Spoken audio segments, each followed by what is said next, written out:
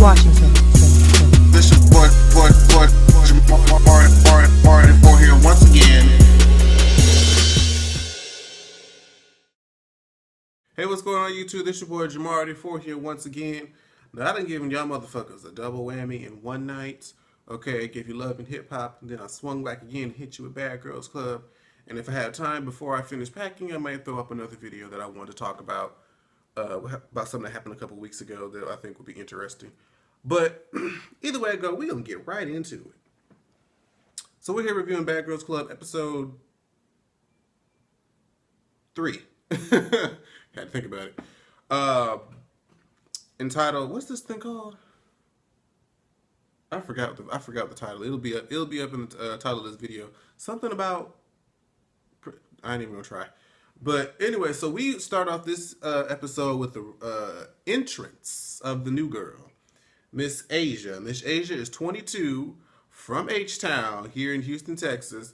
Now, if y'all remember from actually some of season 10 and season 11, the girls who tend to come from the state of Texas have had bad reputations. It depends on how you look at it. Season 10, y'all remember Janae? Janae was from Texas. I saw Janae, Megan from season 9, and Jennifer from season 10 in the club last year here in Houston. But Janae's from Texas, Megan's from Texas, Janelle's from Texas. What's that other girl's name? Oh, what was that bitch name? Haley came from Texas. And granted, they all have their own version of reputation. They're all very memorable girls. Well, except for Janae. No shade. But still. So the fact that she's just from Texas or in Houston, just more specifically, makes this all the more interesting. So Johnny goes on the phone. Like here, I got my notes. Just me gandering over here to the side. I got my notes. Well, actually, fuck it. Let me put my notes right here in front of me. Why don't I do that, Jamar? Duh. Put it right here. So Johnny goes on the phone with her girlfriend, and my first thought was, I thought she didn't do the whole commitment thing. Like she was very public and open about this. So you have a girlfriend? Like, is this an open relationship? Does she know? Like, I'm like, why would you go through that whole spiel about how you don't do relationships, but yet you have this girl at home? I mean, she said that she's single, but she has like a serious thing going with this girl. I guess, single and in a relationship, are just words or titles, but our hearts determine our real status. Whatever. So I'm just like, okay, well, I see this falling, crashing into the ground pretty soon, especially since next week we see that Diamond, her girlfriend, comes to the bad girl's house. Child. Mess. All just mess. So anyway, they at the club, and Asia is asking, who do they think is the next girl to go? At the time, she's asking Lauren this question. Lauren says Jada, just in confidence, she didn't make it seem like it was a secret necessarily. She just said Jada. So I was like, oh, okay. And then she said something about, she should have went home already, but the only reason she's staying is off the strength of her. I'm like, what you mean, girl? I was lost and confused. I'm like, do you mean because you apologized? I didn't understand what she meant by that comment, talking about the strength of her is the only reason why Jade is here. Whatever, honey. As the episodes go on, I'm getting more and more over Miss Lauren. She's irritating me just a little bit more each episode. Just a little bit. Jada and Asia have like a little spat outside of the club, and this is another instance where an argument or something happened really out of nothing. I had a hard time catching where the animosity began. Something about speaking up, some decision about. Okay, I think now I'm trying to remember. Jada was trying to invite guys home, and I think Asia, from what I remembered, said, "I don't care. It's whatever." So she said something like, I probably feel like I may not have that much of a say so right now, but really I don't care. And for some reason, Jada was like, "No, no, you got to stay up, or you got to speak up, or people are gonna walk all over you, this, that, and the fourth." And then Asia was like, "Well, yeah, I'm gonna do that," and blah blah blah. And it just somehow spiraled into some argument, and I don't follow. To the point where Jada mushed Asia, and now they said they're talking shit. And they didn't already start talking shit. We ain't even 30 minutes to this episode, and y'all already on some fuck shit. I'm just like, okay. So when they get back to the house, they have this house meeting. And this is where I got annoyed with Lauren, because she tried to call a house meeting, house meeting, house meeting. When we tell you that we're trying to work something out, we talk to each other, we do this, we do that. And Asia's in the back changing or putting her, she was doing something in the mirror. And then Lauren, I mean, not Lauren, but Asia came out like, "Bitch, I'm changing." Lauren gonna be extra and say, "Well, I'm gonna need you to change faster, bitch." I'm gonna be like, you know what? Fuck you and your long Tamar trying to be Beyonce ass hair, girl. I'm, we, girl, Lauren was getting on my nerves. I was like, "Bitch, you are poking and doing the goddamn nay on my last nerve right now." But we gonna move forward. Before they even get to the damn house meeting, not Lauren. Why do I keep wanting to call her Lauren when I think of her? Asia, um, is already hostile because Lauren is sitting here talking all this shit, and to where somehow she just got in front of Jada's face, like, "What you want to do? What you want to do?" And then Jada, being the firecracker that she is, immediately just reached over, grabbed her scalp, and proceeded to pull and throw her down like Portia did to Kenya Moore in Real Housewives reunion. She pulled her and went shoop. To where they tussling and fussing on the floor and shit, and then what?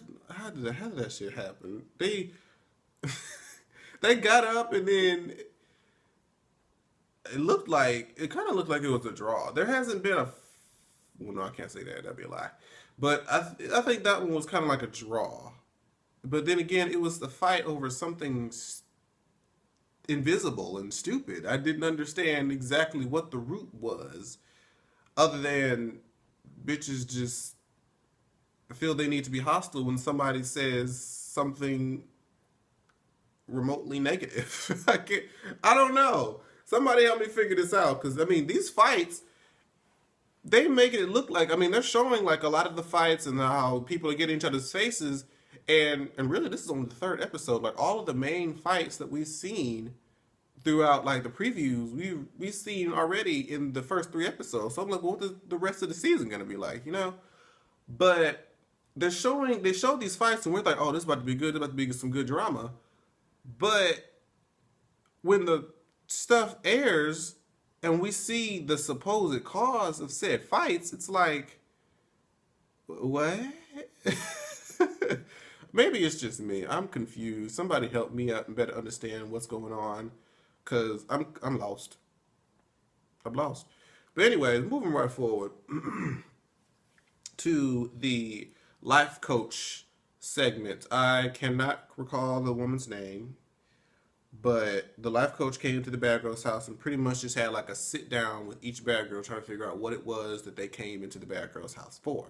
Now, this is actually definitely a good step forward from Bad Girls Club before, because before Bad Girls Club used to be bitches that want to get on TV, act a fool, and see what they can make a brand out of themselves. And every blue moon, somebody can do that. But now it's actually like, okay, a bunch of girls that come from different backgrounds are coming together to fix whatever internal issues that they have, which is supposed to be the initial point of Bad Girls Club. But it is what it is. So first they go with Jonica. And long story short, Jonica says the thing that she wants to change is she wants to learn how to have commitment, because her father, and this is what I'm gonna say, with the exception of maybe one or two, I have to remember as I read, but I don't think maybe one girl out of all these girls didn't have a daddy issues. It seems like the father is the common denominator in all these girls' issues. And I'm gonna have to say this. And I've seen like when men have daughters, a lot of times, especially, I hate to say it, in the black community, they, depending on what kind of man you are, of course, they kind of depend on their mother to do like most of the raising. And it's almost like they don't realize that a man's um, spot or a man's purpose and activity in their daughter's life is so important because you are the first representation of the men of the world. If you treat them with little respect and you don't acknowledge and show them affection and let them build self-esteem, tell them that they're beautiful, they're going to go out into the world, take anything from these men, and they're going to think that's normal because that's how their daddy treated them. However, if you treat your daughter with the respect, you tell her that she's beautiful, let her build up her self-esteem so that when she goes out into the world, she can be equipped to know that when ain't shit niggas come around, she can deflect them hoes and swerve on their ass because she knows this is not what I was raised. This is not what I know to be what a man is to be. Because most women marry if they have good fathers. Most women marry somebody who's like their father, and most men marry women that take care of them like their mothers did. So both parents make play big vital roles in their children's lives, as we see in these stories. But Jonica's father had like 7 children with 7 different women, and never really committed to her mom, and just treated her mom so bad. So that's why she's just innately like, I'm just gonna be like my daddy and just pimp these hoes. And the coach was like, well, that's her issue. She needs to uh, learn to take down that wall and show some sort of vulnerability. So I'm like, okay, that makes sense. We go on to Red. We know Red has daddy issues. Her daddy like abandoned her and threw her into the dresser drawer, and uh, like I said before, just having that male figure and be absent from their lives, they don't really know what to expect from men, so they're liable to take anything. Or if their daughters just happen to be lesbians, they don't treat other women the right way, so they have no training about how to do so. You got Britt. Britt, she didn't really say much. She just kind of said, well, she's the oldest of 7 children. She always takes the lead role, and uh, did she mention that she had some sort of daddy issue? I can't really recall. I think I'm gonna get her confused with somebody else, but somebody else remind me. I can't remember. Asia had daddy issues. Uh, Her daddy used to. What did he say? There was so many different stories. I can't remember them all together. Um, she used to be very abusive, from what I remember, and so that's why she hardly, even though she doesn't want the boyfriend that she's with now, she still feels kind of obligated to be with him. It's just bad. It's just really, really bad. Like these are some real fucked up situations that I really do feel bad for. And Lauren is one that says she gets easily annoyed and this, that, and the fourth, and they just said that she has this wall up, and we've all seen she doesn't really have daddy issues, but she has a connection with her daddy and can't see her dad because he's moving that dough. So uh, moving on to Lauren. Lauren didn't even want to, not Lauren, Alex didn't even want to talk about what her daddy did. So we didn't learn too much, but she made a comment like, if I haven't connected with you in 23 years, I'm not going to connect with you within 10 minutes of talking about it. So I don't know if we're going to get a full story about what happened with Lauren and her dad, but it is what it is. And if I missed it, please put it down in the comments because I was trying to type and watch at the same time. Whew, Lord. Jada. Mm, mm, mm. Long story short, Jada says that her dad was weird. She called her dad weird. She was a daddy's girl up until she reached about the age of 14 and 15 when, and even though she didn't say it directly, it was hinted that, he was like, oh, how could, when I reached puberty, how could he do that to me, this, that, and the four. It was just pretty much alluded that Jada was raped when she was about 15 years old by her father, and that's why she lived with her mom. And when you break bonds of trust like that, especially within your immediate family, it's no wonder she has trust issues. The woman asked her, did she have issues with men? And she said, of course. And she said, why don't you trust them? And she said, I have no reason to. So when somebody who is the prominent male figure in your life deceives you in such a way, what choice do you have? What foundation of trust is there for men if the one who brought you into this world just shitted on all of that? So she mentioned a problem that I can kind of say that I have myself, is that we've had so many experiences where we've kind of lost trust to where it's hard for us to let down that wall of our own protectiveness of ourselves to let somebody else in, just because we feel like, well, if all these people who are close to me left me and hurt me, what would be any different from you coming in? What difference would you really make? So I'm just going to block you out so I don't have to feel that pain initially. So I feel when she was coming with that, because I'm working on that my damn self. The last thing I'm going to say about the life coach, I was like, even though I was listening to her, looking at her, she's a very pretty woman, I couldn't stop looking at her shoes. She had the leopard print shoes. Those shit was hot. I'm just going to put it out there. That shit was hot. Now, this next part, since we're talking about hot, bitch.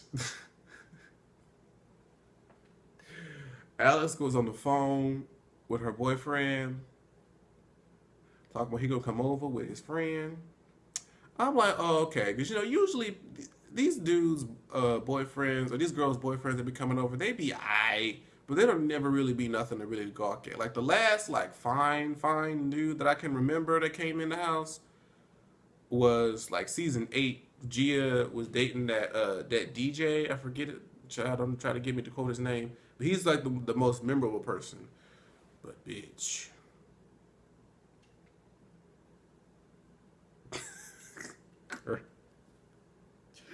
Oh Lord, Z, whatever your name is, you are fine as fuck.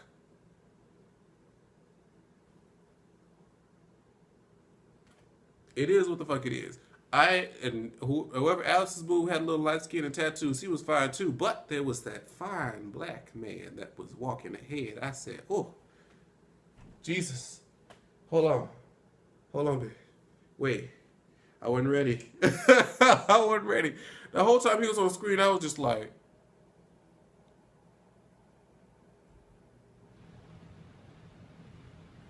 I was in a fucking daze. Dead ass.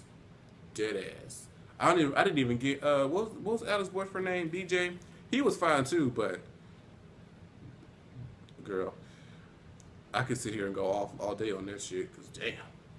And then Alice was getting it in the bed, girl. Alice was sitting there doing moaning and groaning, grinding and bumping it. Like R. Kelly. And here go the rest of these cackling bitches and it's looking in from the damn window. And I think she saw him and was like, hi. I ain't mad at you at all, bitch. You might be skinny. You might have still a little bit of bouginess in you. But, bitch, you was getting it in with a fine ass. Now, this is the part where I would have legitimately been pissed. I understood every ounce of Jada's frustration because Z, that fine Adonis of a black man, was sitting in, if I'm Jada, and that dude is sitting in my bedroom half naked. Woo! Hallelujah! Woo, Jesus. Hold on, I had to gather myself. Excuse me, y'all. Forgive me. But if he's sitting in my room halfway naked, about to get into my bed with his underwear on, And here you come talking about some, oh, you ain't gonna sleep with me tonight?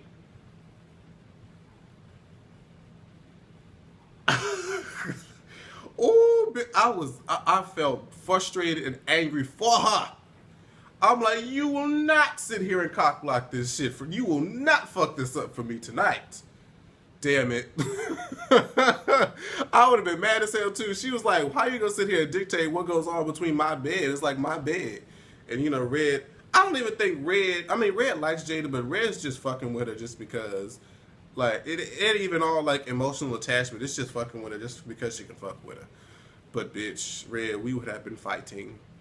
I don't care how big you are. I don't care how small I am. But do you see this? Do you see this, man? He was about to get into. You are stopping this from getting into my bed. I'm just saying. Ooh. Let me gather myself because I'll sit here and talk about that man all damn day. Moving right along. During that whole debacle between Red and Jada about that discussion, here's another situation where I'm just sitting there looking at this like, huh? So, Jada's arguing with Red. She moving back and forth, clapping. Y'all know how the girls do, pacing back and forth. Whoop, whoop, whoop. She walks and she bumps Britt on her shoulder. Now, you know when somebody bumps you initially or intentionally or by accident. And just because Britt had nothing to do with that situation, if I was Britt, I just would have paid it like, okay, the bitch is mad, the bitch is hostile, she was walking my way out, you know, we bumped each other, whatever. Like, I would have felt like none of the aggression was towards me if I was Britt. But all of a sudden, Britt just goes the fuck off. And it's like, bitch, don't be bumping up against me, don't be doing this, don't be doing that, don't be trying to bump up against me. I'm like, so you mean that big fight that was previewed between Britt and Jada was over a shoulder bump that Britt had nothing to do with? Come on. Like, for real, I'm just, whatever. So, but then, this is what was different, and this is something that I noticed. It seemed like when it came to Asia, when it came to Lindsay, when it came to anybody else that Jada has gotten into an altercation with, she felt like big, bold, and bad. But for some reason, I don't know if it was the height difference, but Jada looked like she was kind of timid and kind of pushed back. Like she wasn't really trying to fight Britt for real. She looked like she wasn't really about that life. But Britt was tossing her little ass around. They weren't really fighting. At least they didn't really fight yet. But she was tossing her little ass around and shit. I was just like, oh, okay, Britt, you doing the fucking most right now for no absolute reason, but I get you. But, you know, I'm still trying to feel you. Now, here's what I do understand about Britt. In all her confessionals, why does it look like she has a reverse raccoon mask on? Like, she's red skin all around here, but here it's like she concealed down. Like, she lightened and highlighted for the gods until she just had, like, the perfect binocular look on her face. It looks weird. I don't know how it got, like, the rest of her skin looks like a regular color, but this, whatever. I ain't the only one to see it. Don't y'all sit here and act like y'all don't see it either. Moving right along. I think that was pretty much the last thing, other than Red trying to come up in Jada's bed at the last minute, talking shit, talking about some, you're about to go to sleep, right? You gonna move over his side? Well, I'm just gonna go on this side. Like, I'm fucking sleeping with you tonight, bitch. And I'm just like, Red, you would get on my nerves. I wouldn't get as mad as Jada did, but just because I kind of know people like Red a lot in my life, I've seen them a lot, and I just been like, bitch, get the fuck on here now. Shit. I wouldn't get nearly as mad as she was. Now, I understand for truly, had that been me, I would have been legitimately pissed off at you if you didn't cockblock that fine-ass man for getting into my bed.